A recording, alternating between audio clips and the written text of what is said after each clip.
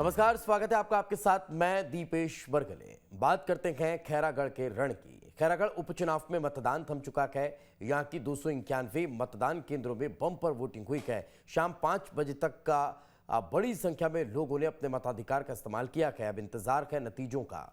खैरागढ़ में कौन बाजी मारेगा, ये 16 अप्रैल को तय होगा। एक तरफ अब कहीं ना कहीं जानकार इसे त्रिकोणीय मुकाबला बता रखे हैं, तो वहीं दूसरी तरफ बीजेपी और कांग्रेस के बीच कड़ी टक्कर बताई जा रही है। कैसा रहा खैरागढ़ का मतदान, वोटर्स का रुझान किस तरफ रहा, इसी पर चर्चा करेंगे। हमारे साथ मेहमानों का खास पैनल मौजूद रहेगा। पहली रिपोर्ट देखिए।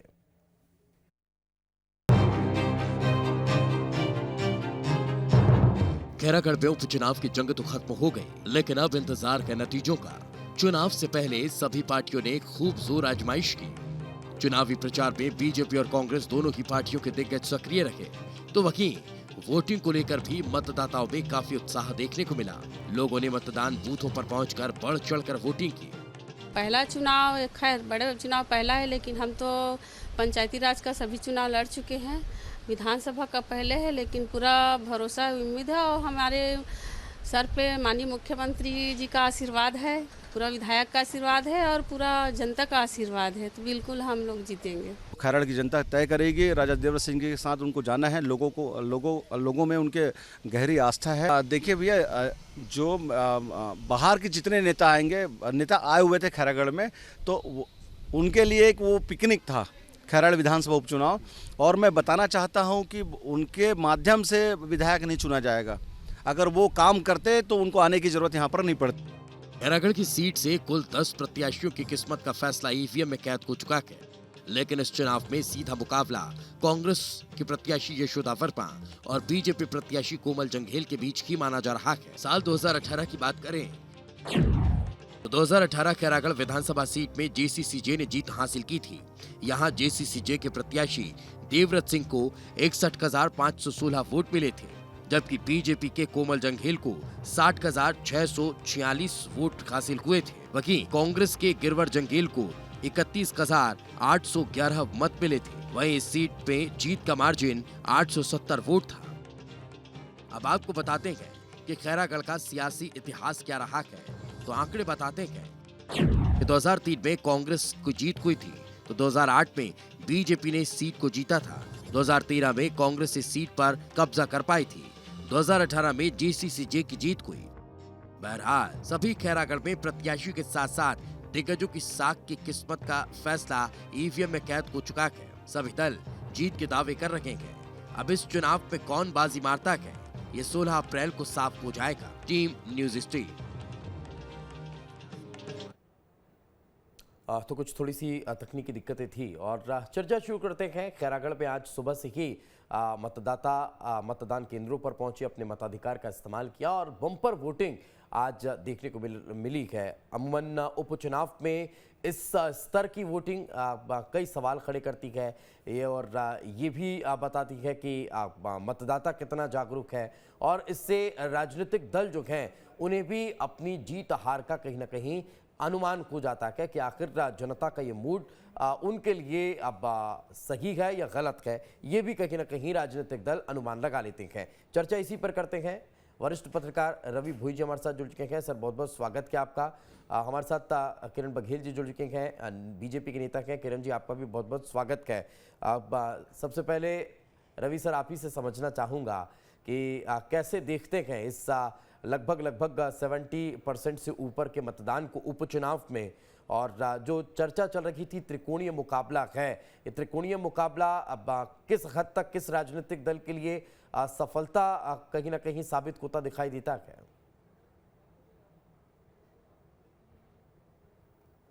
70% 5 बजे तक हुआ है और अभी आना बाकी है काफी जगह से, तो मतदान का प्रतिशत और बढ़ेगा। तो ज्यादा मतदान का मतलब है लोगों में इस उपचुनाव को लेकर काफी उत्साह रहा है और लोग चाहते हैं कि अच्छा जनप्रतिनिधि यहाँ से कोई चुन के जाए, उनकी पसंद का चुन के जाए। तो सवाल ये है कि वो तो 16 तारीख को पता चलेगा कि क्या होता है, लेकिन लोगों में उत्साह रहा। जहां तक मुकाबला का सवाल है, यहाँ शुरू से ही बीजेपी और कांग्रेस में मुकाबले की बात कही जाती रही और वही दिखाई पड़ता रहा। देखिए, देवव्रत सिंह की बात अलग है। वो कांग्रेस के नेता थे और जो भी राजनीतिक समीकरण बना वो जोगी कांग्रेस में गए और चुनाव लड़े और जीते। जीत का मार्जिन भी काफी कम था, 870 वोट था।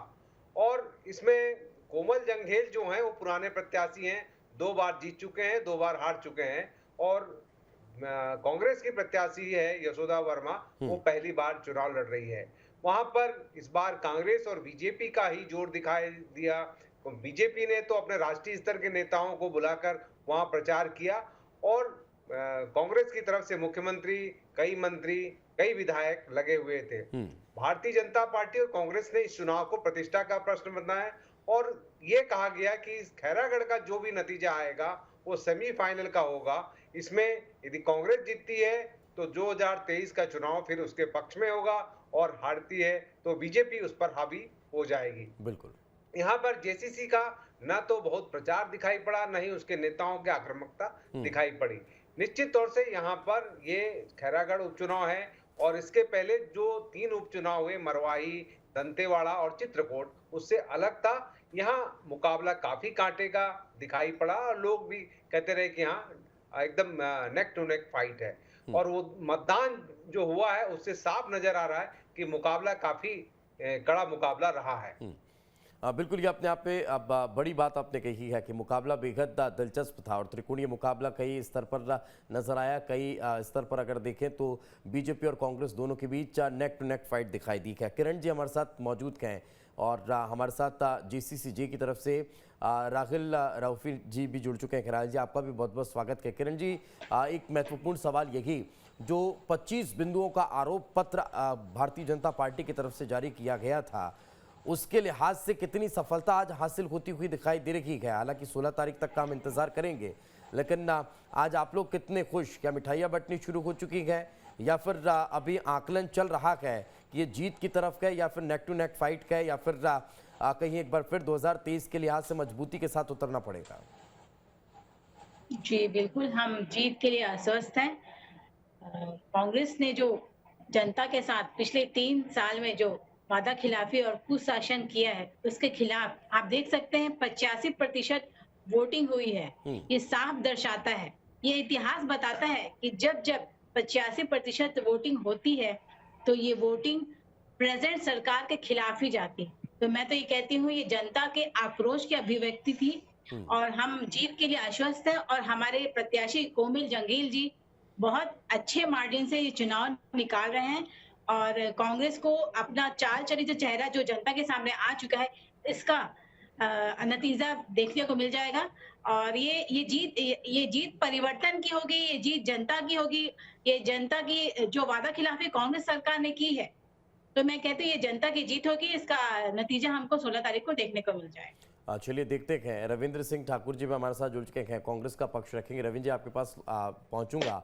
राहुल साहब से कमेंट ले लेता हूँ। राहुल जी, जिस उम्मीद के साथ चुनाव JCCJ को लड़ना था, कहीं उसमें कमी रह गई या फिर आपको लग रहा है कि हाँ अभी भी 16 तारीख को हम अच्छे मतों के साथ चुनाव जीत रहे हैं?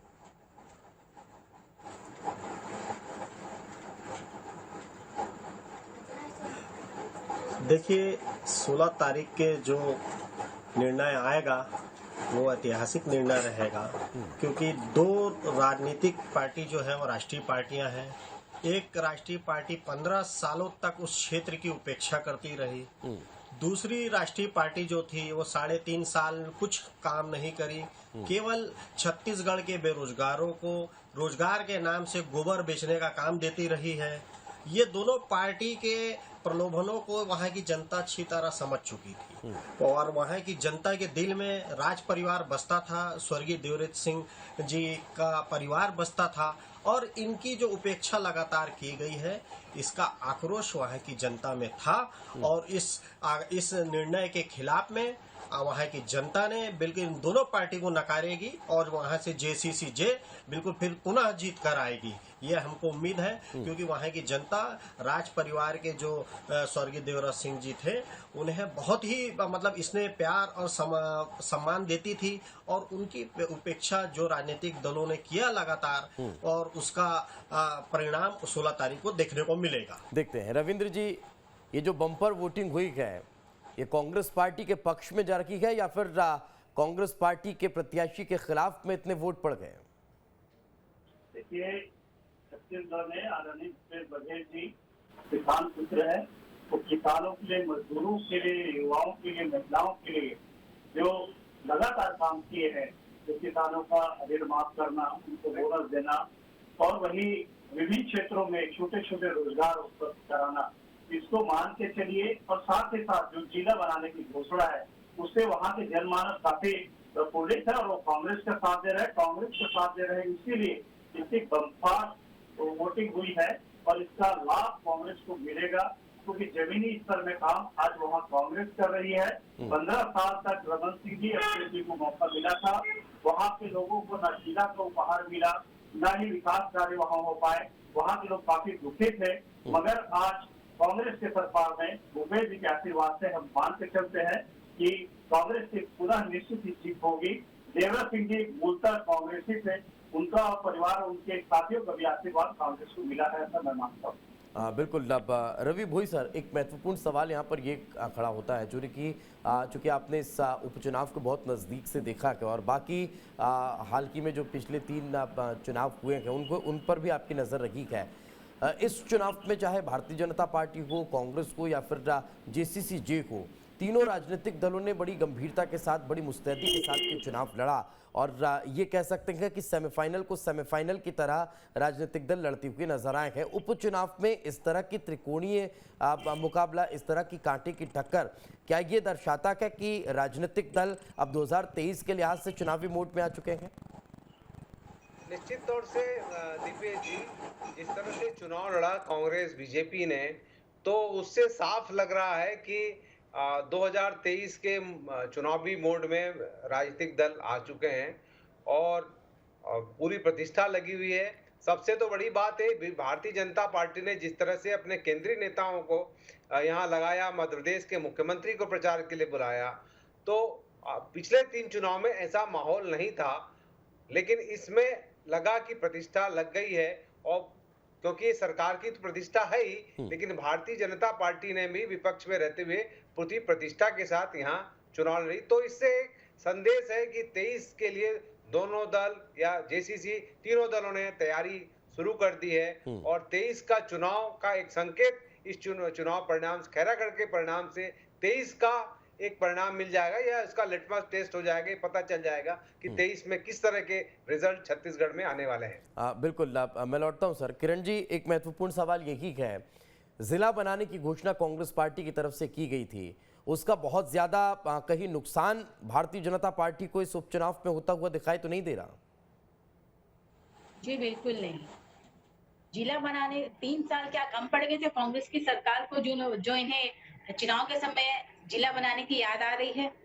जब वक्त था इनको रिपोर्ट कार्ड जनता के सामने ले जाने का, तो ये नया जन घोषणा पत्र जारी किए। बड़ा ताज्जुब की बात है, पिछला जन घोषणा जब इनकी बहुमत के साथ सरकार आने के बाद इनको उपचुनाव में नया जन घोषणा पत्र लाने की जरूरत पड़ी, बड़ा हास्यास्पद बात है। और 3 साल कम पड़ गए थे, जो 24 घंटे चुनाव ये जिला बनाने की बात कर रहे हैं। जनता समझ रही है, ये खौफ है, ये डर है कांग्रेस की सरकार का, ये सीट कहीं इनके हाथ से ना चल जाए, तो ये नए लुभावने जो वादे हैं फिर से जनता को भ्रमित करने के लिए उपयोग कर रही है। बिल्कुल। लेकिन अब वो देखने वाली बात होगी कि 16 तारीख को इसका क्या परिणाम आता है।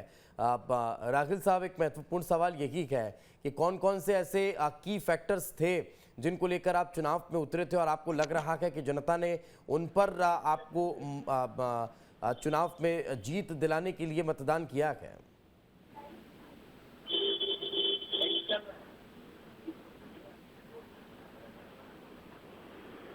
मुद्दा ये था कि क्योंकि हमारी पार्टी एकमात्र क्षेत्रीय पार्टी है और छत्तीसगढ़ियों के स्वाभिमान के लिए, हक के लिए, अधिकारों के लिए लड़ती है और छत्तीसगढ़ का ऐसा कोई कोना, ऐसा कोई गांव नहीं होगा जहां स्वर्गीय अजीत जोगी जी को नहीं जानते। भारतीय जनता पार्टी में ऐसा कोई असरकारी या असरदायक कोई चेहरा नहीं बचा था जिसका असर वहां पड़े। तो भारतीय जनता पार्टी ने बाहर के शिवराज सिंह चौहान जी को लाके यहाँ पर बिठाया, वहां पर फग्गन सिंह कुलस्ते जी को लाया यहाँ की जनता को समझाने के लिए, क्योंकि यहाँ के स्थानीय नेताओं में वो असर नहीं बचा रहा। एकमात्र आदिवासी हमारे नेता थे स्वर्गीय अजीत जोगी, जो खैरागढ़ के एक एक गांव का बच्चा जानता था अजीत जोगी जी की पार्टी को, JCCJ को जानता था, हल चलाना था, किसान को जानता था।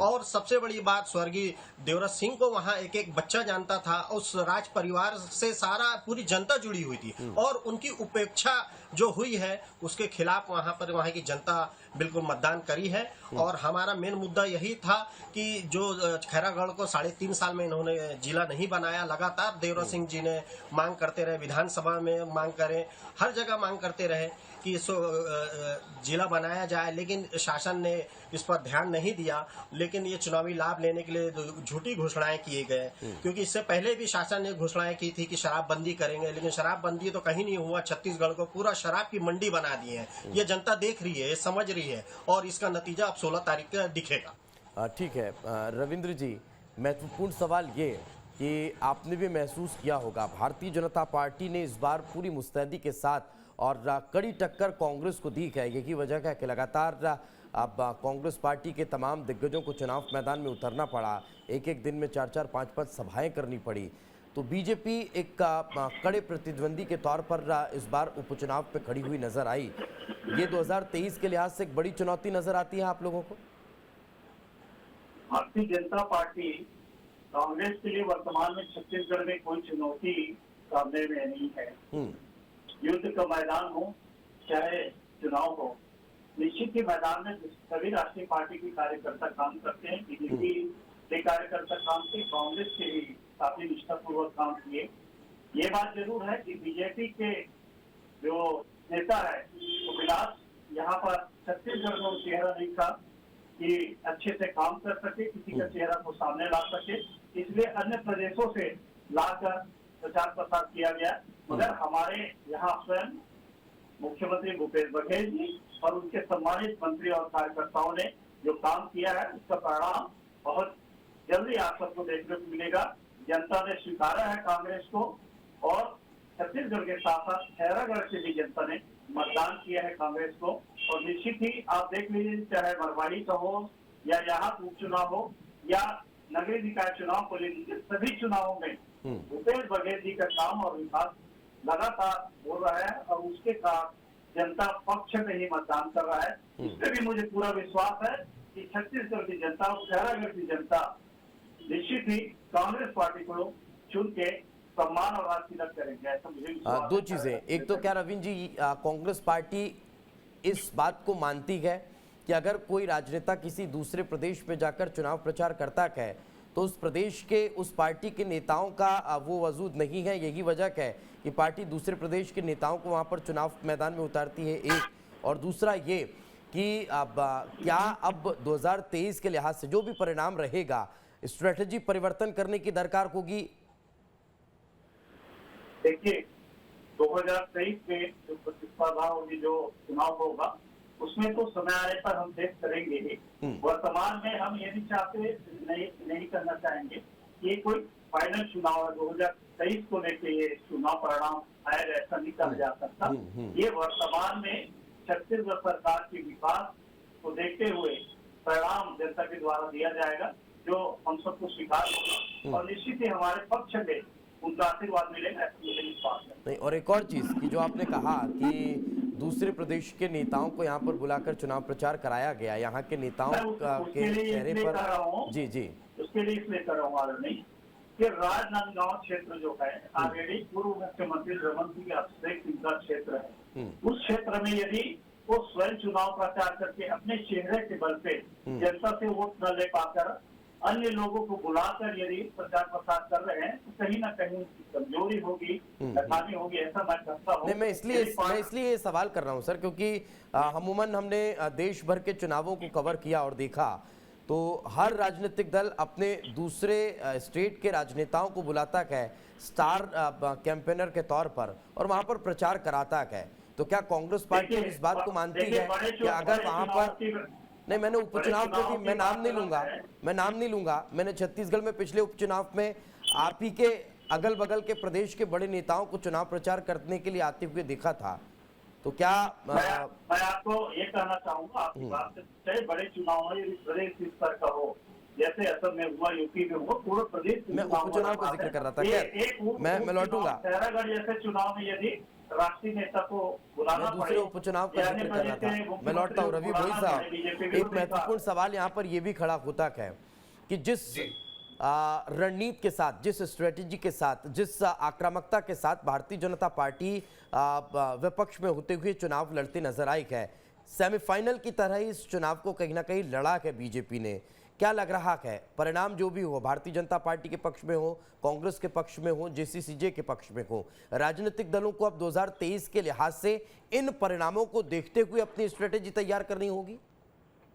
जी दीपेश जी, देखिए जिस तरह से बीजेपी ने चुनाव लड़ा उससे साफ संकेत है कि 2023 में वो बहुत आक्रामकता के साथ लड़ने वाली है। और परिणाम जो भी हो, ये हमेशा एक धारणा रही है कि जो सत्तारूढ़ पार्टी होती है उपचुनाव वही जीतती है। तो रिजल्ट कुछ भी हो, कांग्रेस जीते या बीजेपी जीते, इससे नहीं है, लेकिन एक साफ संकेत है कि भारतीय जनता पार्टी 2023 विधानसभा चुनाव जो लड़ेगी आक्रामकता के साथ, नई रणनीति के साथ और कई दिग्गजों के साथ यहाँ चुनाव लड़ेगी और उसकी जो रणनीति होगी काफी आक्रामक होगी। ये साफ संकेत है इस चुनाव से। बिल्कुल। 2018 का जब हम परिणाम देखते हैं खैरागढ़ के लिए, तो देवव्रत सिंह जी का अपना प्रभाव, राज परिवार का एक अपना दबदबा, और यही वजह रही कि खैरागढ़ सीट जेसीसीजे के खाते में चली गई। अब उनके न होने पर उपचुनाव के क्या परिणाम होते हैं इस पर अभी हम चर्चा नहीं कर रहे हैं, लेकिन अगर ये परिणाम जेसीसीजे के लिए संतोषजनक नहीं रहते हैं तब फिर 2023 के लिहाज से क्या आपको जनता कांग्रेस का कोई भविष्य नजर आता है? देखिए, जोगी जी की बात अलग थी। जोगी जी एक राष्ट्रीय छवि वाले नेता थे और जमीन से जुड़े नेता थे। उनकी पकड़ पूरे राज्य में थी और जनता से जुड़ी हुई थी। अब अजीत जोगी के नहीं रहने से पार्टी को नए सिरे से उठाने की, नए सिरे से मजबूत करने की जरूरत है। और जहां तक देवव्रत सिंह की बात है, उनकी अपनी पकड़ थी। वो राजनांदगांव से सांसद रहे, उनके विधायक रह चुके, उनकी माता विधायक रह चुकी, तो उनकी जमीनी पकड़ थी और वो अपने बलबूते पे काफी सीटें निकाली थी, रायगढ़ की जो खैरागढ़ की सीटें। तो काफी अब ऐसा लगता है कि जेसीसी को बहुत मेहनत करनी पड़ेगी, नए सिरे से पार्टी को, संगठन को मजबूत करने की जरूरत है। यदि 2023 में उनको परफॉर्म करना है तो अपने जमीनी आधार को काफी मजबूत करने की जरूरत है। मजबूत करना जोगी जी के नाम से जो वोट मिलता था वो जेसीसी को उसका फायदा नहीं मिलने वाला है। बिल्कुल बिल्कुल। किरण जी, 2023 के लिहाज से भारतीय जनता पार्टी को भी क्या अपनी स्ट्रेटेजी में परिवर्तन करना पड़ेगा, क्योंकि ये जो चुनाव है और इस चुनाव का जो परिणाम है वो इस तरफ इशारा करेगा कि कैसी स्ट्रेटेजी, किस अब प्लान के साथ अब 2023 के लिए आगे बढ़ना हो? जी, ये चुनाव निश्चित ही 23 के चुनाव के लिए बहुत महत्वपूर्ण रहेगा इसका रिजल्ट।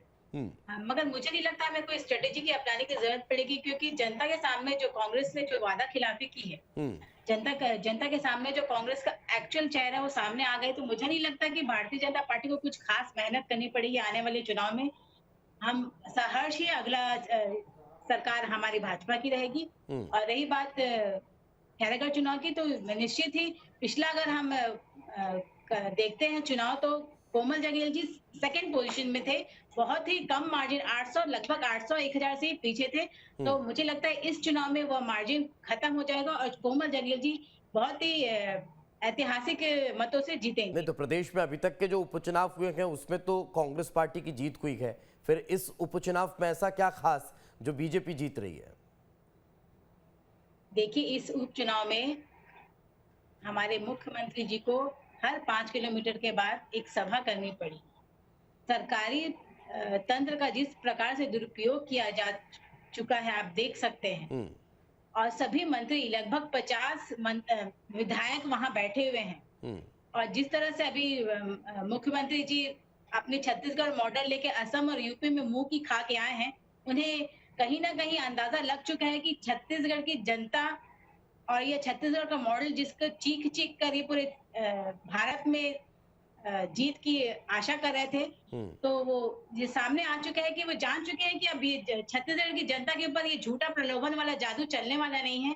इसलिए ये तैयारी ये कर रहे हैं कि किस प्रकार इसे झूठे प्रलोभन और सरकारी दुरुपयोग करके इस चुनाव को जीता जा सकता है। सरकारी दुरुपयोग की बात तो 16 तारीख को जब एक आध दो रुझान आएंगे उसके बाद सामने आनी चाहिए। आप तो अभी से कहने लगी। खैर, मैं लौटता हूँ रविंद्र जी। एक महत्वपूर्ण सवाल यही है जो बात किरण जी कर रही हैं कि अब झूठे वादे हुए, झूठे वादों का अब कहीं ना कहीं पिटारा खुलता नजर आ रहा है और उसका असर हो रहा है कि कांग्रेस पार्टी को अब इस उपचुनाव में जीत नहीं मिलेगी। ये सच्चाई कहीं कुछ नजर आ रही है आप लोगों को? वादा किया, विरोध किया, 75% वादा पूरा कर चुके हैं कांग्रेस पार्टी के द्वारा। चाहे वो किसानों को ऋण माफी की बात हो, चाहे बोनस की बात हो, चाहे बिजली बिल माफ की बात हो। और ये भाजपा वाले क्या वादा की बात करेंगे? 15 साल तक शराबबंदी की बात करते रहे रमन सिंह सरकार, आज तक वो शराबबंदी नहीं कर पाए, बल्कि वो शराब में छत्तीसगढ़ के लोगों को नहलाते रहे। वो शराबबंदी की बात करें तो उचित नहीं है। अपने कार्यकाल में जो उन्होंने कभी पहल ही नहीं किया, लोगों को सिर्फ छला है। जितना बीजेपी के कार्यकाल में कांग्रेस के किसानों को और अन्य लोगों को, जो बेरोजगारों को वादा किया गया था, वो आज तक पूरा नहीं किया। आज तक किसान रमन सिंह जी के कार्यकाल को याद कर रहे हैं कि उनके द्वारा कैसे चला गया है। मगर चाहे किस्तों में ही सही, भूपेश बघेल जी की सरकार द्वारा लगातार किस्तों में ही सही, लेकिन किसानों के खाते में पैसा पहुंचा है जिसका फायदा कांग्रेस पार्टी को होता हुआ अब दिखाई देगा। वक्त इससे ज्यादा इजाजत दे नहीं रहा है। तीनों राजनीतिक दल अपने अपने दावे और वादे कर रखे हैं। अब 16 तारीख को स्पष्ट हो पाएगा कि किसके दावों में कितनी सच्चाई। बहुत बहुत शुक्रिया आप चारों मेहमानों को हमारे साथ चर्चा में जुड़ने के लिए। इसी के साथ हमारे इस खास पेशकश में आज फिलहाल इतना ही। दीजिए इजाजत, नमस्कार।